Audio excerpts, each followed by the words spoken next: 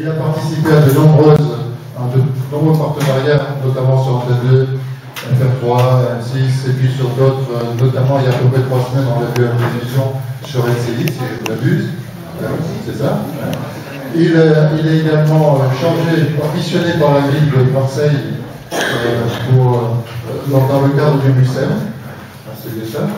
Et comme vous savez, le MUSEM doit ouvrir ses portes au mois de juin prochain, à partir du 7 juin, pour l'inauguration, c'est ça, 48 mètres carrés dans le cadre donc, de Marseille, dans le cadre de l'île de capitale européenne de la culture méditerranéenne. Donc on m'a demandé d'intervenir sur un sujet que j'ai traité de manière scientifique et j'espère quand même un peu humaine sur le disparu civil européen de la guerre d'Algérie. Vous savez que ce sujet est un sujet en même temps grave, pas tout à fait neutre, puisqu'on n'en avait pas parlé depuis 1962, en réalité, de manière scientifique, et que ce sujet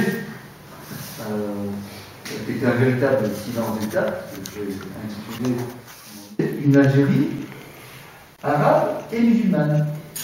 Point final. C'est légitime après tout.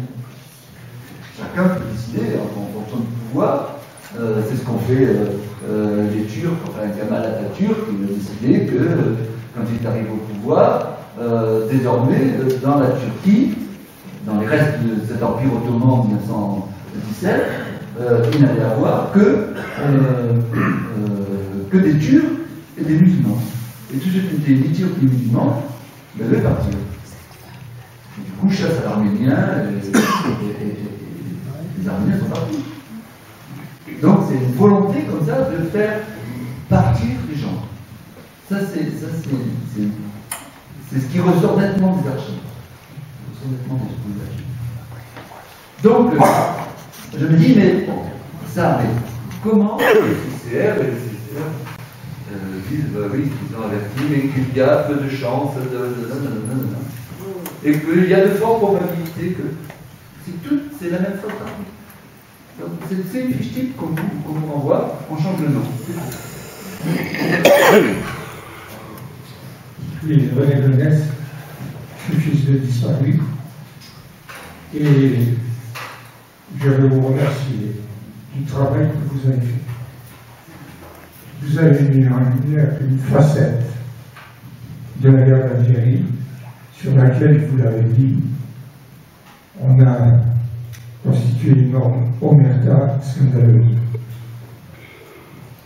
Et je partage beaucoup de propos que vous avez tenus.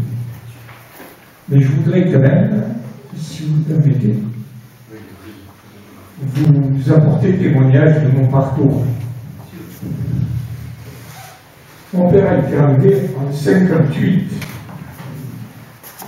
Nous vivions dans une région particulièrement montagneuse, puisque c'était Boissonnis.